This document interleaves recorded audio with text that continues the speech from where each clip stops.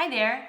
Last week, my husband and I celebrated our 9-year wedding anniversary, and I got to thinking about that day, and I thought, how fun could it be to tell you all what it was like to have a Danish and American wedding in the United States. Stay tuned.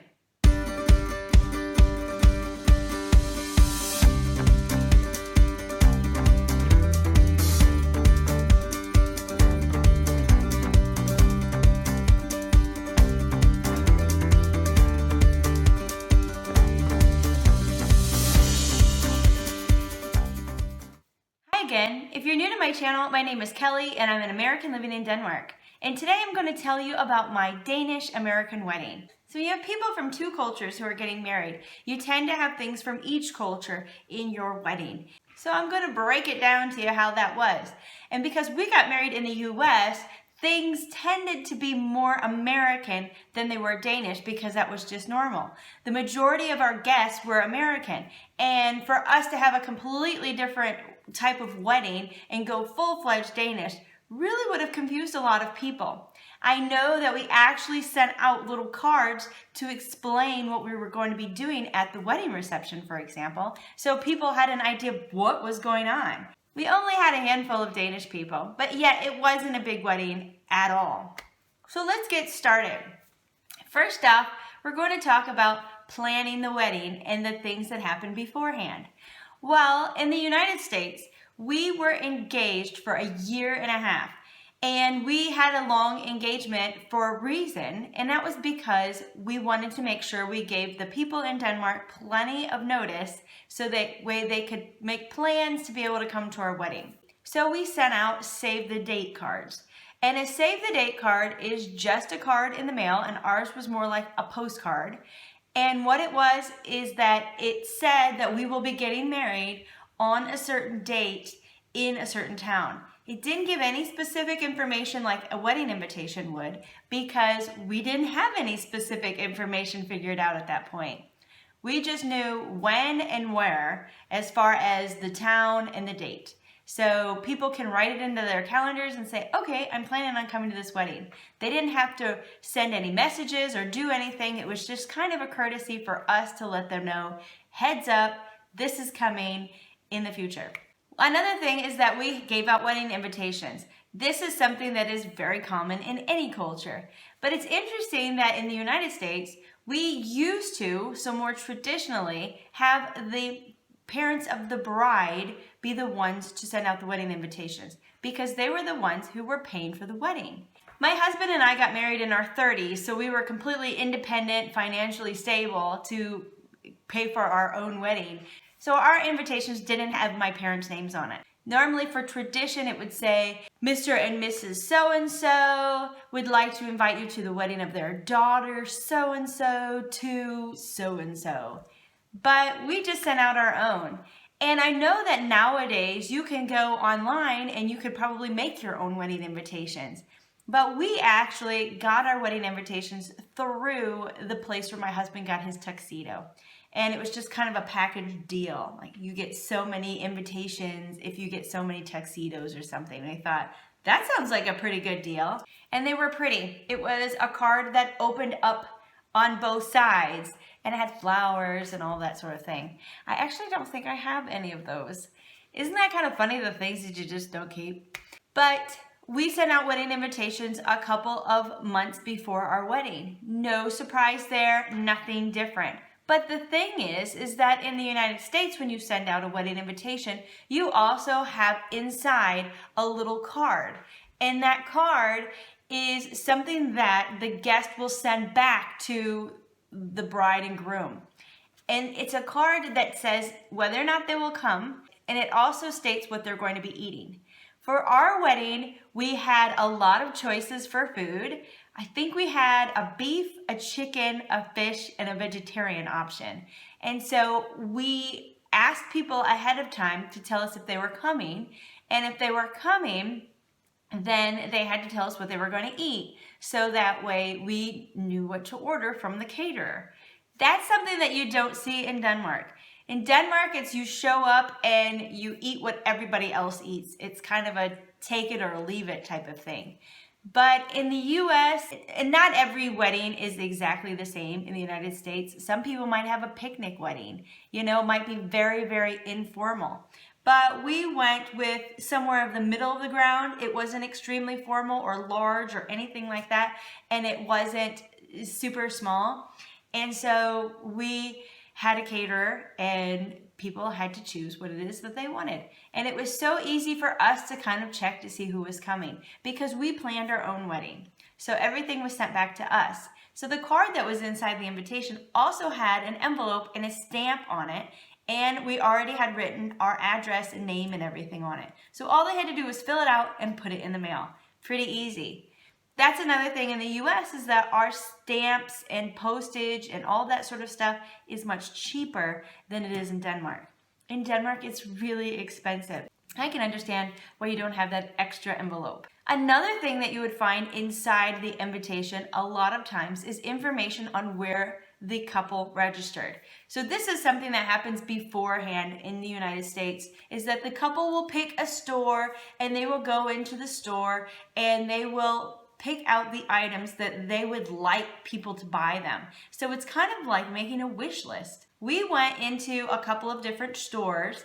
It was a lot of fun, actually. We had like this little gun that we used. We went around and zapped all of the different, little price tags, and it went into a computer so people could go online and they could find out what it was that we would like for our wedding. People could have things sent to our house if they were unable to attend the wedding, or they could buy something in the store. And they have these machines when you go in and you can get it printed off, the list of the items that we wanted. That's just something that we do in the US. I know in Denmark it's different because there's normally a contact person. And it will say in the invitation who the contact person is, and they will have the wish list. And you can ask them for gift ideas and things like that. We cut out the middleman and used computers and technology, I guess. I really enjoyed that, and I really like that when I go to a wedding in the US because it's so easy just to go find that list. So there'll be a little card inside the invitation that says where the couple is registered, so they know where to go to find a gift for them. So there's no issues with that. One other thing that you'll find on a Danish invitation that you won't find on an American invitation is the Toastmaster. In Denmark, they like to give a lot of speeches at the wedding reception. In the US, we don't do that. It's generally the father of the bride and the best man, and that's a traditional thing. I think later, as things have progressed, we see that there are more, maybe it's the mother or the father or of the groom and or the bride. You also get the maid of honor who will give a speech. But we generally don't have a lot of people giving speeches. Those are ones that you can almost expect to hear from. In Denmark, anybody can give a speech at a wedding reception. And they'll normally contact a person called the Toastmaster to tell them that they would like to give a speech. And the Toastmaster will kind of plan the night according to when people will be giving the speeches. So they're kind of in charge of structuring all that. So that's kind of interesting. And I really like the speeches. I think it's kind of fun. But in the US, we just don't do that. I don't know why. Another thing that we do in the US that's not done in Denmark is that we have a wedding shower. And the wedding shower is a party where you will have mostly the bride and some of her closest female friends get together to have a party where they give her gifts before she becomes a bride. And it's very traditional, like you get things for your kitchen and kind of things like that. I know that more recently, a lot of couples are doing a couple shower where it's co-ed, there's men and women, and it's kind of like a really big party. Maybe you have a party when you get engaged, so you have an engagement party. We didn't have an engagement party, but I did have a wedding shower. Normally that is something that is put together by the maid of honor, which is the woman who will stand next to the bride at the wedding. And she's kind of in charge of a lot of things. She's in charge of the wedding shower. Where is it, planning it, putting it all together, and inviting people and things. So it kind of seems like you're getting a lot of gifts. You go to a wedding shower, you give a gift for that. Then later on you go to the wedding and you give a gift at the wedding. But it's kind of helping out the couple who are starting a new life together. So it makes a lot of sense, I don't know, to me as a bride way back when, to get some things that I really needed for my kitchen or for my house or something like that. One thing that is very common in a lot of different cultures is the bachelor or the bachelorette party. That is something that in the United States is generally organized by either the best man for the bachelor party, which is the man who stands next to the groom, or the maid of honor for the bachelorette party. And that's something that can be completely different. Sometimes it's a whole day where maybe the guys are going golfing and then later on they're going to dinner and whatever else. I helped plan my husband's bachelor party just because I knew the majority of the people going to it would be coming from Denmark and they wouldn't be very familiar with a lot of the area of Chicago. So I helped our best man plan the bachelor party.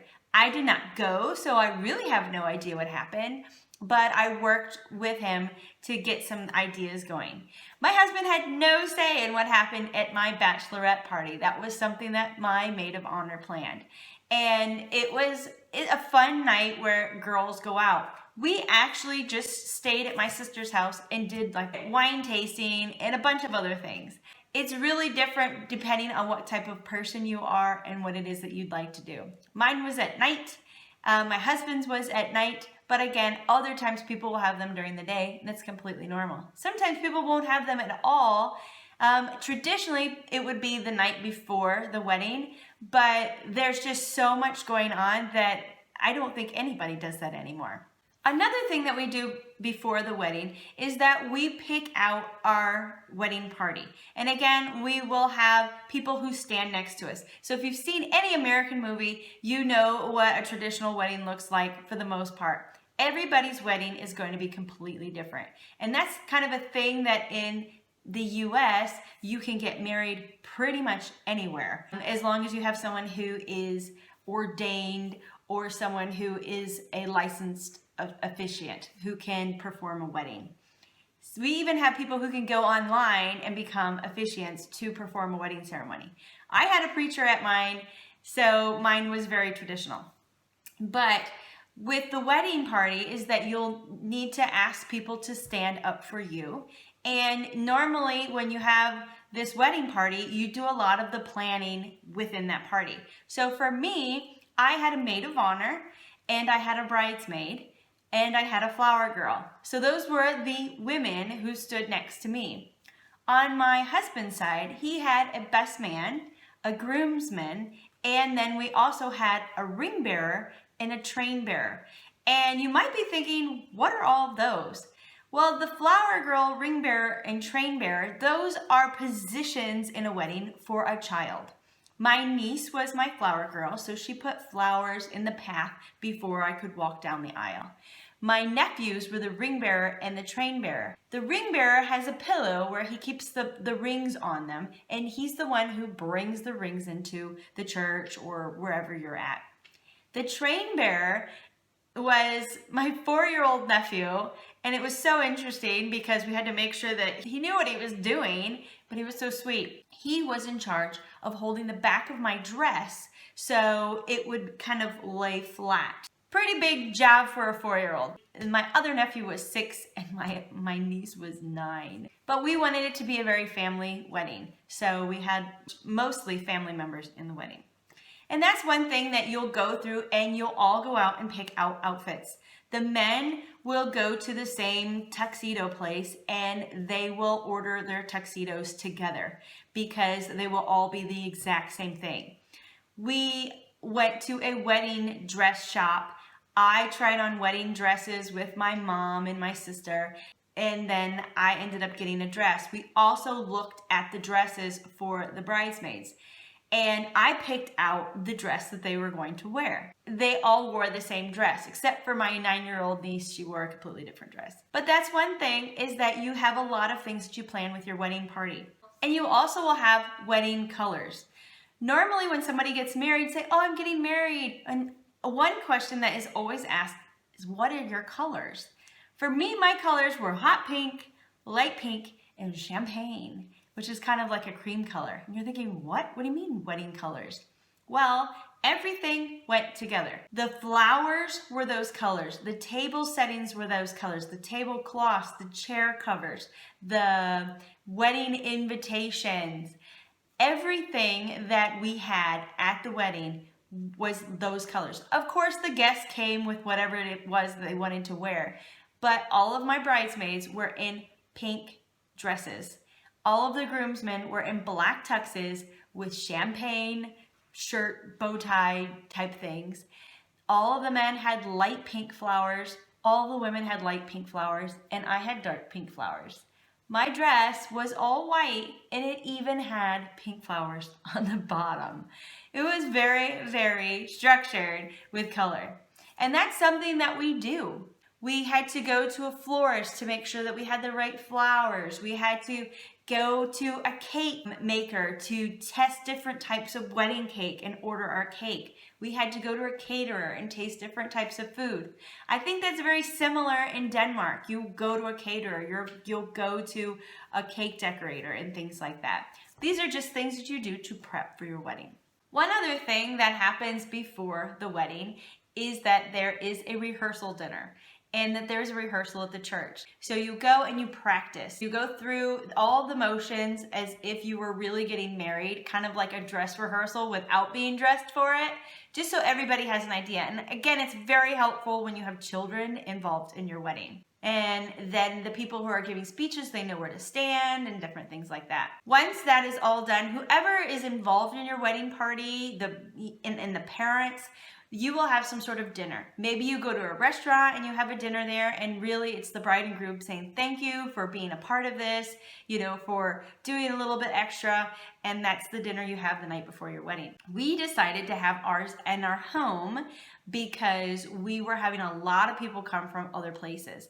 We got married in Illinois, but I'm from Ohio, and I had friends coming from different places to our wedding. I had a friend who was from Finland, and I had a friend from Oklahoma, and I had a friend from, who was driving from the same state but having to come to the wedding. So there was a lot of people who were driving a longer distance to come, and especially we had a lot of Danes. My husband's family and then some of my husband's friends were also at our wedding. So we opened up our rehearsal dinner for all those people who had to travel extra time, because that's a lot of traveling for one day. We wanted to make sure that we were giving them a little bit more attention, and we were able to share a little bit more with them, because really so much happens on the day of the wedding that you don't get to have these long conversations or have your spouse get to know your friends or your family that maybe they haven't had so much of an opportunity to meet beforehand. We did that ourselves, so we had made all the food and everything, and it was inside our own home, and it was really kind of nice. I liked having that because it was much more personal. One last thing before we got married was that we got engaged. And when you get engaged in the US, you typically get kind of a ring with a diamond in it. I wouldn't say that's everybody, but the bigger ring, because you'll have two normally, will be your engagement ring. So my husband gave me this ring, and I had it for a year and a half before we got married. But it actually has two other rings attached to it on either side that are soldered together. Sometimes people, if they have three bands, they have a promise ring, which means I promise to get engaged one day. Then you have an engagement ring, then you have a wedding ring. I don't know how many people do that, because I think I've only known like 2 or 3 people in my entire life who've done that. But they'd been together since they were like teenagers kind of thing. But I have a ring on either side, and one is my wedding band. And the other one, I always say it's from my son, because my son was 5 months old when we got married. In the US, they will generally say that an engagement ring should be 3 months of the man's salary. This is a traditional thing. You don't have to go to that extreme, or you can go bigger. It's really up to you. I know this did not cost 3 months of my husband's salary, but it was the ring that I wanted. I had given him lots of hints when we were dating of rings that I liked because I felt like, oh, it's going to happen. We're going to get engaged. So I would give him subtle hints of, oh, look at that ring. That's a really nice ring, just to give him some hints. And he did a pretty good job picking it out. Or we put the engagement ring on our left hand in the ring finger. And know that in Denmark, when you get married, your wedding ring goes on your right hand. I wear a ring on my right hand not to confuse people, because in Denmark, I don't want them to think that I'm not married. I know that in the US, I have heard some people will take their engagement ring and put it on the other finger, and then they'll just wear their wedding band on the left-hand side. I think it's different for everybody. A lot of times you can buy a wedding set where they all fit together like a puzzle, or they kind of can be soldered together like mine have been. So I guess it all depends. I like keeping it here, and I know that a lot of people do the same. Because there's so many differences when we talk about the US versus Denmark. Yes, it's a wedding. The whole idea of getting married and the act of it is the same. But there are all these traditions that come into place. What about you? Have you had any experience going to a cultural wedding? What's something that happened there that really stood out for you and that you really enjoyed? Thanks always for watching, and thanks for your support. And I hope to see you again in another video. Take care. Don't forget to check out my blog, My New Danish Life, where I have lots of posts about my expat life. And we had these little cards drawn up where it had all the little rules on them, so everybody knew what to expect. It's fun! You know, just a little something extra. And like I said, it's fun for guests to get involved with things instead of like sitting there and talking to whoever you're talking to for the whole night.